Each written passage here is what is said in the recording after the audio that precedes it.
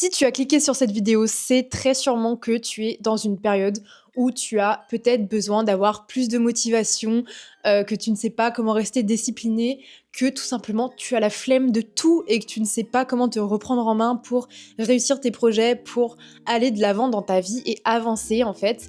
Et heureusement que je suis là pour t'aider. Enfin en tout cas je vais faire de mon mieux avec cette vidéo. Hello YouTube, j'espère que ça va. Ça fait un petit moment qu'on s'est pas vu maintenant. Si tu découvres ma chaîne, enchantée, je m'appelle Coraline, bienvenue sur cette chaîne. J'essaye de faire du contenu qui me plaît mais qui vous plaît aussi surtout et qui vous aide à vous sentir mieux dans votre peau, à avoir une meilleure vie, à être plus discipliné, etc. Et je vais te donner mes meilleurs conseils parce que moi-même ces derniers temps, je vous avoue que j'étais dans une période où j'ai perdu toute ma discipline, toute ma motivation. Et du coup, là, je vais vous donner les tips qui m'ont vraiment servi pour que aujourd'hui je remonte la pente. Je ne sais pas pourquoi, j'ai eu une rentrée un peu catastrophique. Il m'est arrivé plein de problèmes perso, pro, laisse tomber. C'est pas grave, ça s'appelle la vie, ça arrive. Le plus important dans les moments comme ça, c'est de ne rien lâcher et d'aller de l'avant. Et je vais vous donner du coup tous les tips qui m'ont servi. Mais avant que je commence, n'hésite pas à t'abonner à la chaîne et à mettre un petit j'aime sur la vidéo parce que ça me fera très plaisir. Et on commence tout de suite avec le premier conseil. Donc, first thing first. Faites pas gaffe à mon anglais. Moi, dans cette période où j'ai perdu toute ma motivation, ma discipline, etc., en fait, je me sentais comme en burn-out. Alors, est-ce que j'ai fait un burn-out? La vérité, j'en sais rien. Peut-être que juste, en effet, j'ai passé quelques semaines à travailler sans prendre de jours off et peut-être que mon corps n'en pouvait plus. Mais si vous vous sentez un peu dans cet état-là, cet état où vous vous sentez un peu dépassé, pour commencer, le premier truc à faire, c'est de lâcher prise. Cherchez pas à combattre contre vos émotions, en fait, vous battre contre vos émotions, vraiment lâcher prise et accepter ce qui vous arrive en mode ok, là je suis pas bien, j'y arrive pas, acceptez-le et en fait relâchez toute cette tension, relâchez votre corps. Moi, c'est le premier truc vraiment qui m'a permis d'aller mieux après cette période. Donc en fait, plus concrètement, prenez le temps de tout couper. Moi, j'ai fait 2 jours où j'ai rien foutu, à part regarder des séries et dormir. Tout simplement. Vraiment 2 jours. Après le premier jour, j'étais en mode, bah en fait ça suffit pas. Enfin, je me sentais pas en fait de reprendre le taf. Et après le deuxième jour, je me sentais mais une autre personne, une personne différente. Mon corps juste s'était reposé. Laissez tout ça retomber si vraiment vous avez traversé une période compliquée. Avant de vous reprendre en main pour de bon, faut lâcher un bon coup pour mieux redémarrer sur de bonnes bases. Second conseil, entourez-vous vraiment de personnes qui vont pouvoir vous tirer vers le haut, qui vont vous aider en fait à vous reprendre en main parce que c'est très important d'être entouré de personnes qui vous veulent du bien, mais aussi qui vont vous pousser à être meilleur.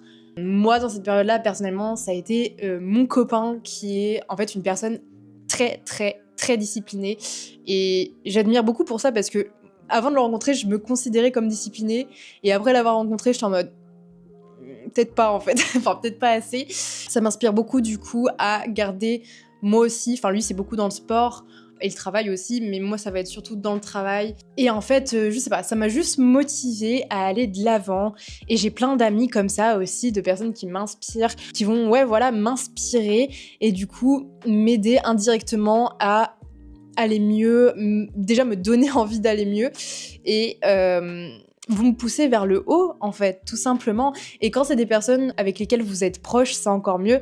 Enfin voilà, moi par exemple mon copain en ce moment, genre si vous êtes proche de ces personnes et que vous passez beaucoup de temps avec, ça va forcément déteindre sur vous et ça va vous pousser vers le haut, ça va vous pousser à aller mieux. Ensuite, je vous conseillerais de regarder du contenu qui vous fait du bien. Du contenu qui vous inspire et qui vous motive. Par exemple, moi, ça va être beaucoup des vidéos de dev perso et alors de femmes qui ont extrêmement confiance en elles. Par exemple, évidemment, je pense à The Wizard Liz. Si vous me connaissez déjà, vous savez que j'aime beaucoup vraiment cette femme. Genre, j'aime beaucoup sa mentalité, etc. Et je trouve que ses vidéos aident beaucoup. En fait, dès qu'elle parle, je sais pas, elle a un charisme, une aura, où t'es en mode wow.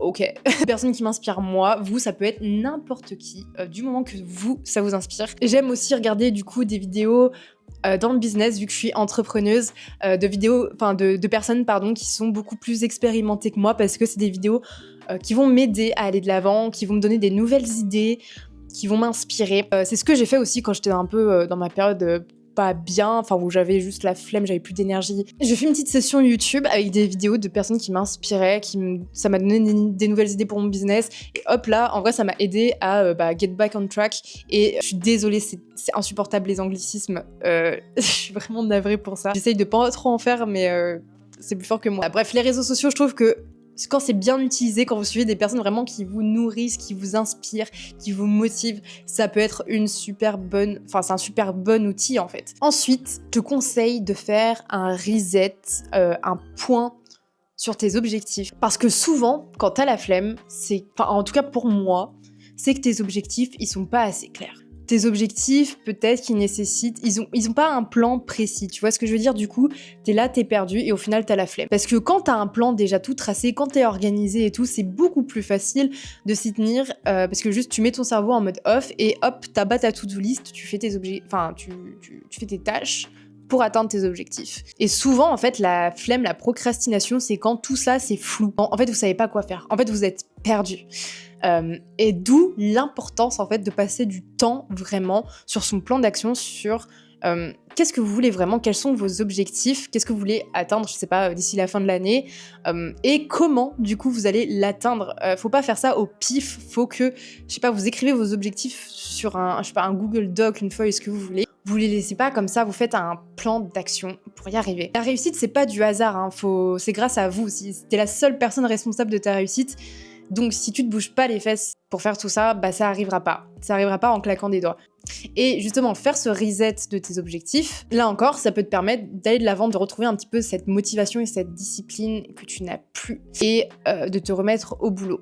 Et vraiment, le dernier truc là qui m'a énormément aidé ces dernières semaines, c'est de m'organiser. Parce que je pense toujours que je suis une personne hyper organisée, alors que pas forcément. Et là, je m'en suis vraiment rendu compte ces dernières semaines parce que j'ai vraiment mis l'organisation en place, et croyez-moi, ça a tout changé. Genre là, ma semaine, j'ai été tellement productive, mais tellement productive, c'est aberrant. Genre vraiment là, en une semaine, je pense que j'ai achevé la quantité de taf que je mettais peut-être 3 semaines à faire avant, là, en une semaine. Parce que juste, j'ai organisé mon planning, mon emploi du temps, à l'heure, la demi-heure près. Genre là, j'ai mon temps où je dois manger, et tout le reste, en fait, c'est cadré par ce que je dois faire exactement. J'arrive le matin dans mon coworking, je sais exactement les tâches que je dois faire. S'il y en a qui se posent la question, j'ai une marque que je gère seule pour le moment, donc voilà, encore une fois, le besoin d'être super organisé, parce que quand tu fais 30 000 trucs différents, je gère ma marque seule, bah en fait j'ai 10 000 boulots. C'est comme avoir 10 000 tafs différents, parce qu'il y a vraiment rien qui se ressemble. Bref, donc organisez-vous et suivez ce planning, peu importe vos émotions. Vos objectifs, ils s'en foutent de vos émotions, ok? Ta réussite, elle s'en fout de tes émotions. Il faut que tu suives ton plan d'action à la lettre. Je suis la première à être très émotive. Franchement, je me considère comme hyper sensible, vraiment, vraiment, vraiment. Pourtant, si j'y suis arrivée, franchement, je pense n'importe qui peut le faire. J'arrive maintenant vraiment à mettre mes émotions de côté et juste à faire ce que je dois faire. Et je pense que vraiment, si vous arrivez à maîtriser ça, vous avez 10 fois plus de chances que les autres d'atteindre ce que vous voulez atteindre. Donc, organisez-vous, faites votre planning, peu importe vos émotions, faites les choses step by step, mais arrêtez de vous laisser le choix. Faites ce qui doit être fait. Et dernier truc, par pitié, éloignez-vous de votre téléphone. Moi, mon téléphone ces dernières semaines, franchement, il a buté ma productivité, vraiment. Surtout que, comme à côté de ma marque, je poste sur les réseaux, je passe aussi également énormément de temps sur les réseaux parce que ça m'intéresse. En fait, je fais ma recherche de contenu sur mon téléphone pour m'inspirer, pour faire mon contenu moi-même. Je sais pas si vous avez compris ce que je voulais dire. Et bref, évidemment, il n'y a pas que ça, hein. J'ai ma part de responsabilité juste parce que les réseaux, c'est super addictif. Mais je sens vraiment que, pour parler franchement, ça bute mon cerveau. Je pense que vous ressentez la même chose si vous passez beaucoup de temps sur les réseaux sociaux. J'estime que je réfléchis vraiment moins bien qu'avant et j'ai vraiment beaucoup moins de focus, de concentration par rapport à avant. Et ça, je sais que les réseaux sociaux, peut-être qu'il n'y a pas que ça, mais je pense que ça en est en grande partie responsable. Et j'en suis responsable parce que je suis la personne qui a passé énormément de temps sur les réseaux sociaux. Mais du moins, pendant la période où vous essayez de vous reprendre en main, où vous essayez sortir d'une phase où vous êtes vraiment pas motivé, vous êtes pas bien, éloignez votre tel. Enfin, à part, comme je vous ai dit peut-être dans le premier point, si c'est pour regarder du contenu inspirant, vraiment qui vous motive à aller de l'avant et tout, limitez-vous vraiment à ça, mais passez pas non plus genre 8 heures par jour dessus, genre passez à l'action. Genre s'inspirer, c'est pas tout, mais en fait, si vous vous mettez pas en mouvement vous-même, bah, votre vie va jamais changer. Tout simplement. Essayez de limiter le temps sur votre téléphone. Au final, quand les darons nous disaient ouais, c'est à cause du téléphone, bah en fait, ils ont raison. Ils avaient raison. Bref, j'espère que ce contenu t'a plu. N'hésite pas à mettre un commentaire pour me dire ce que tu en as pensé, ça m'aiderait beaucoup. En tout cas, très contente d'avoir fait cette vidéo et d'avoir ressorti une vidéo, tout simplement. Je te laisse t'abonner à la chaîne et on se voit la semaine prochaine pour une nouvelle vidéo. Bisous!